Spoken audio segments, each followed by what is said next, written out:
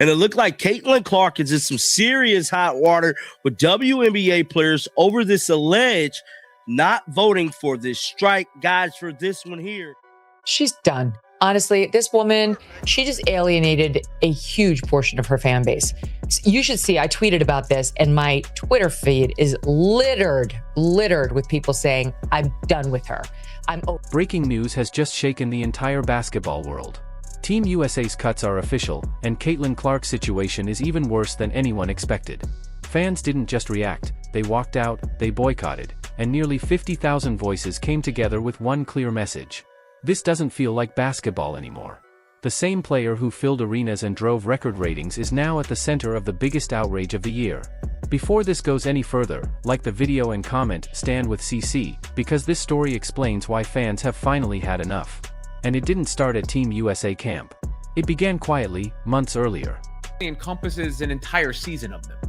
The Fever have lost so many players to injury, but obviously none bigger than Clark.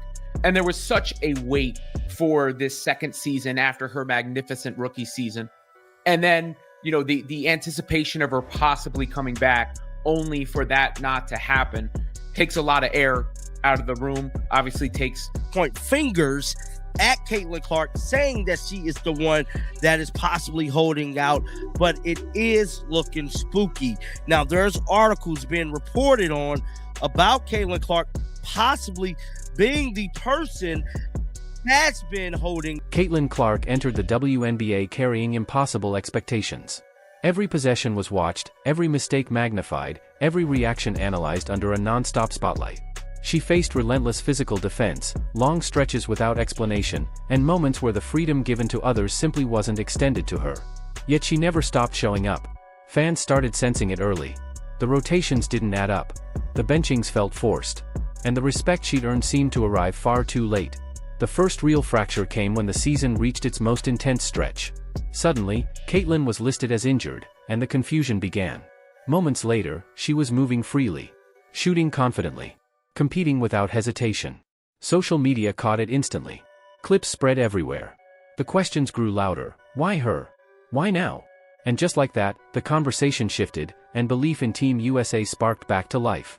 Caitlin Clark's all-star teammate Kelsey Mitchell on X on Monday dropped a cryptic tweet amid the 2026 WNBA free agency. The other thing she could be talking about is their feelings about NBA ownership / WNBA ownership and what's going on with the CBA. That's always possible. Could it be, we haven't talked about this, could it be that she voted that she was good with a strike, but somebody on her team did not? Then came Team USA camp, and for fans it felt like redemption, a clean reset where politics fade and basketball finally speaks. Caitlin arrived quietly, focused, and fully locked in, and the moment the ball touched her hands, the gym shifted. Deep shots dropped with ease, the floor opened up, and the tempo changed. Veterans took notice, coaches went silent, and assistants froze over their clipboards. This wasn't hype, it was control, it was dominance. And then, suddenly, the bench. Just like that, she was off the floor. No explanation. No injury update. No answers, only silence. USA basketball. So Caitlin Clark was at USA basketball training, and she did one little media day, right? She did one little media day, and she spoke with reporters about the CBA negotiations. Now, many people now from that conversation is insinuating that Caitlin Clark is the one that is holding out with the CBA negotiations.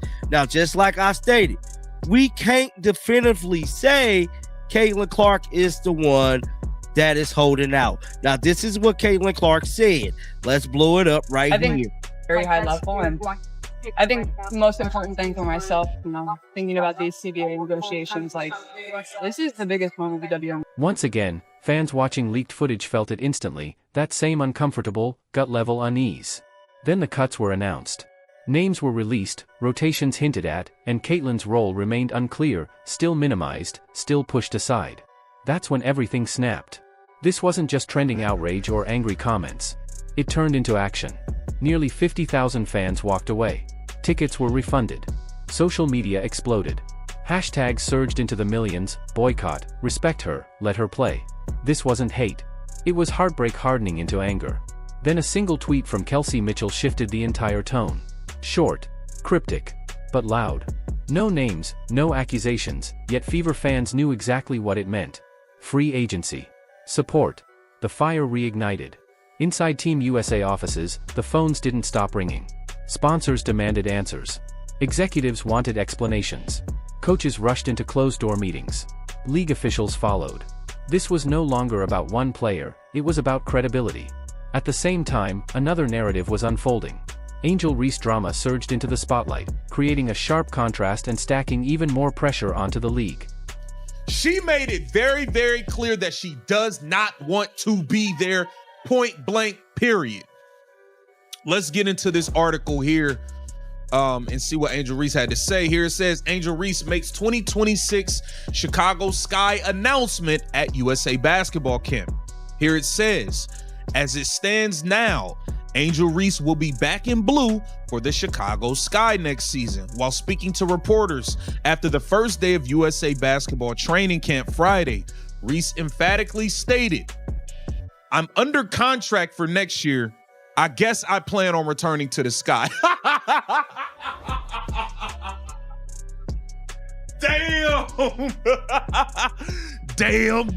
Damn. Yo, she don't want nothing to do with that team. Listen to the quote. I'm under contract. I guess I plan on returning to the Sky. I guess. I'm under contract for next year. I guess I'll be. Hey, y'all gotta trade her. Angelou, that was a saying that she famously put out there long before social media.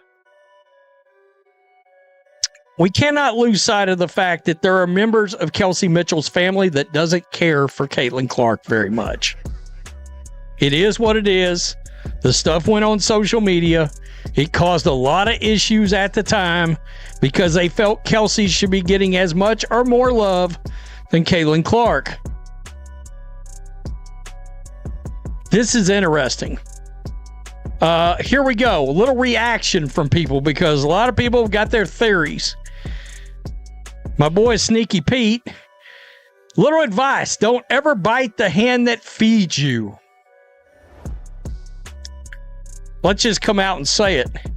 Would Kelsey Mitchell be nearly as popular as she is if she did not play with the Indiana Fever? Question. Angel Reese, emotional, vocal, competitive, was visibly frustrated. Nothing official, nothing on record, yet every gesture, every flicker of body language, every reaction spoke volumes. Fans noticed the contrast, one player letting the game speak, the other letting emotion spill. As always, social media amplified everything. Coaches watched closely. Team USA staff didn't intervene publicly, didn't comment, but insiders said one thing was clear: every move was under scrutiny. Not just shots, not just defense, but composure, pressure, response. Why did this hurt differently? Caitlin Clark never threatened. She never demanded attention. She simply played. And that's why fans erupted. When effort isn't enough, and excellence isn't enough, what is? The final turning point came after the cuts, after the silence, after the backlash. One truth became impossible to ignore: you cannot build the future while disrespecting the present. Fans made their voices heard, loud, unyielding, impossible to ignore. This isn't about quitting. This isn't about lawsuits. It's about choice. Caitlin Clark keeps choosing basketball. And now the question is simple: will the system choose her back? Because the fans already have.